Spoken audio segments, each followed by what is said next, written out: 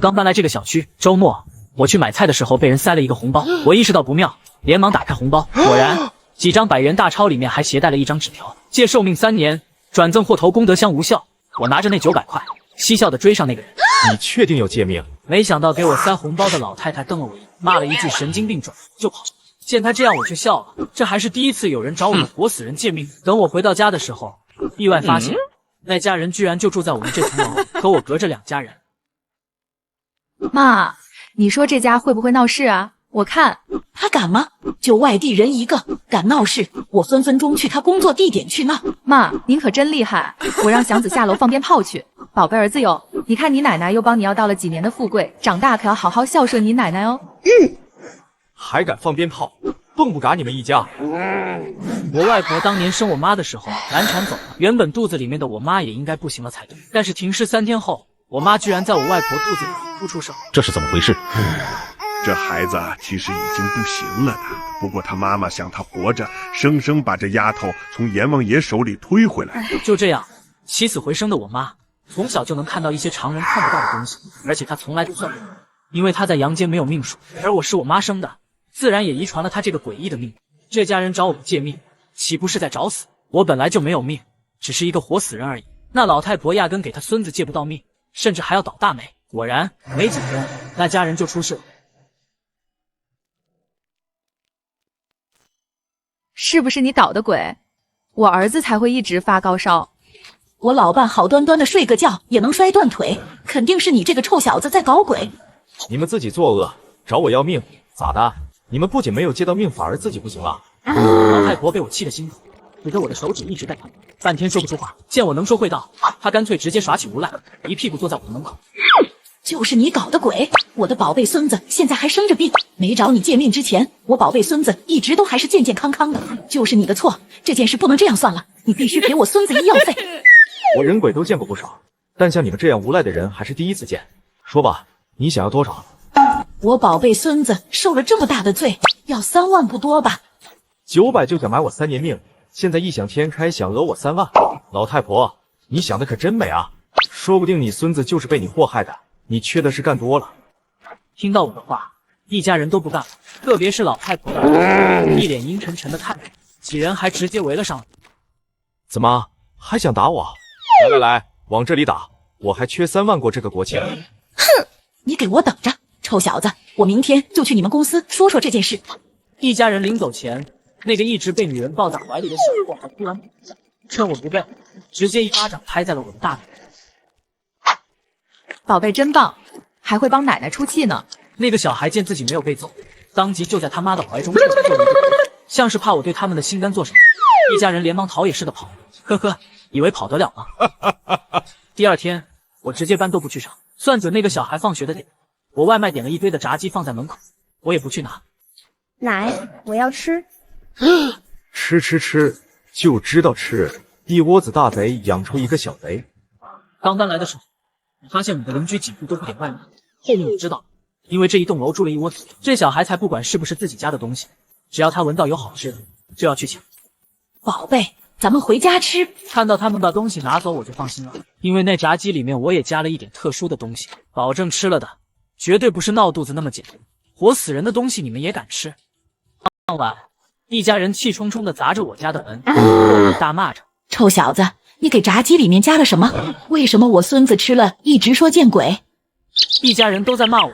这时压根没有邻居敢开门看热闹。就在这时，我的手机响了，微信里其他邻居问我要不要帮忙报警，我谢过他们的好意，告诉他们暂时不用。哟，这一大家子贼出来见光了！我说我炸鸡怎么不见了？原来是老贼偷了给小贼吃。臭小子，小孩子你都不放过，要是我的乖孙有什么事，我让你好看。他一个人住，指不定干啥的呢，居然敢害我的儿子，我这就报警抓你。不敢开门，肯定是在里面做见不得人的事呢。一群小偷住一块，还到处找小姑娘借命，我看你们一家都是短命鬼。今晚发烧就把你乖孙烧成傻子。听到我骂他乖孙，老太婆直接气得在外面。咦，老癞蛤蟆在外面蹦呢，长得丑蹦得高。就在隔壁老太被我怼得说不出话时，之前家的隔壁女生撅了了给我发了条微信：大兄弟，牛啊！你就是我的神。这家极品总算有人能够治他们了。机槽物六。过了10来分钟，外面的骂声慢慢小，我看向猫眼，没想到那家奇葩还真给帽子叔叔打电话。此刻帽子叔叔正在询问情况。那臭小子不知道给我儿子吃了什么，我儿子一直说见鬼，还发高烧。我们都问过大师了，这肯定是有人使绊子了。对了，帽子同志，这小子一直不敢开门，我怀疑他在里面做违法乱纪的事。一家人一口咬定我给他家小孩子东西吃，说我故意投毒。没多会，我的房门再次被敲响。这次我很快就开门了，帽子叔叔也同样例行公事的询问了。这位老太太说是你给她孙子的食物投毒，这个情况属实吗？帽子叔叔，我很冤枉的，我点的炸鸡都还没拿就被他们偷走了。要下毒也是他们自己下的，他们自导自演还要栽赃我。谁不知道我们家乖孙爱吃炸鸡？而且这层楼的几户人家平时点外卖也都是给我们乖孙点的。他点炸鸡外卖不就是给我们乖孙吃的？隔壁老太无赖般的话让帽子叔叔也一顿无语。帽子叔叔本来以为遇到大案，结果是无理取闹，甚至都不用调查就不打自招了。老太太，外卖是你们自己拿走的话，这不构成投毒的。至于孩子见鬼，或许你们可以带孩子去医院看看。帽子叔叔，什么见鬼都是封建迷信，我们还是要相信科学。老人嘛都这样，我理解的。小孩也没啥事啊，偷外卖的事我就不计较了。我搬出他们之前对付别人的那个用魔法打败魔法，一家人气得牙痒痒。从那天以后，那家人可算是消停几天。我以为他们知道怕，开始安分下来。结果没2天，薛乐乐就神神秘秘的跟我说，那家人好像要搬家了。房子是给活人住的，而这家人居然直接悄无声息的把房子改造成了骨灰房，怪不得这2天不见那家人吵闹了，感情直接跑了。一般人没人会把好好的房子改成骨灰房，不管是贪财还是有什么其他意图也好，这都是比较缺德的做法。我把情况跟薛乐乐说了之后，他当即吓得小脸煞白。那我们要不要跟其他几户说一下啊？我去给物业说一声吧。第2天，物业上门挨家挨户说明了情况，同时还打电话给那家人，得知这几天大家一直跟一堆骨灰盒住一块的事，邻居们的精神显然都有些崩溃。我要搬家，押金我也不要了。之前偷外卖我还能忍，现在直接在房子里面放骨灰，我睡的是坟地还是房子？我说这几天怎么老是感觉阴森森的，半夜还老是做噩梦。物业你们管不管？物业也想管，但是那家人不是租的房子，而是买的房子，所以物业也拿他们没办法。而且那家人一口咬定放的是他们自家亲属的骨灰，没有做殡葬用途。在好几户提出搬走时，那一家子奇葩跑了。搬家？你们要搬什么家？我们又没用你们的房子。就是你们要是搬走了，后面人家以为这里的房子不干净了怎么办？那我的房价岂不是要跌了？我自从搬来这里，你们这一家子奇葩就整天闹事，现在我要搬家，你们还要管？干嘛？还想打我老太婆不成？没天理了，欺负老人了！不是你们搞出来的幺蛾子，我们至于搬家吗？我不管，你们都不能搬走。你们要是敢搬走，我今天就从这里跳下去，你们都别想好过。哼，我怎么觉得你不是担心房价，而是要我们给你们全家借运？黑臭小子，你胡说八道什么？我自己家的房子，我放我自己家的祖宗怎么了？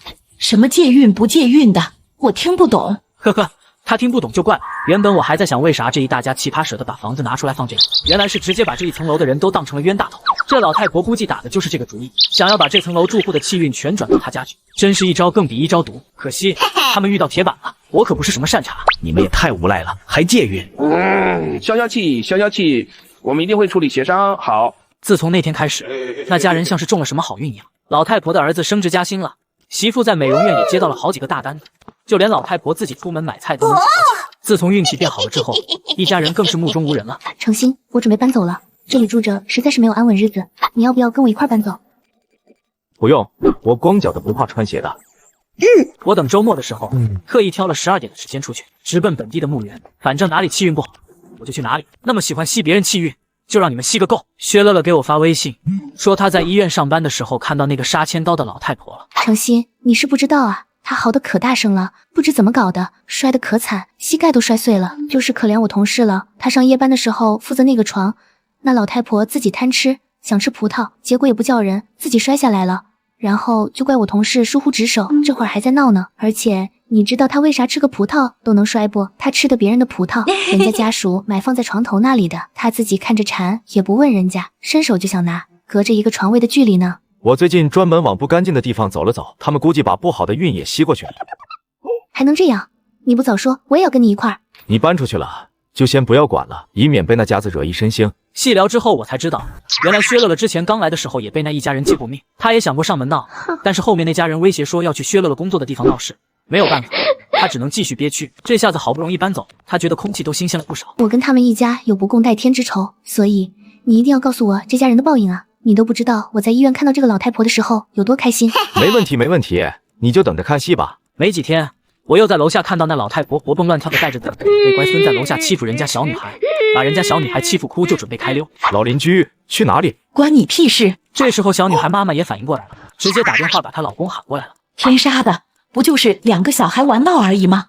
要不你要了我老太婆的老命算了，一个小丫头片子而已，我孙子只是跟她玩，至于吗？哼，欺人太甚了！还有没有人管了？我可亲眼看到你家宝贝孙子抓沙子丢人家小女孩的头上。闭嘴，臭小子！你跟他们是一伙的吧？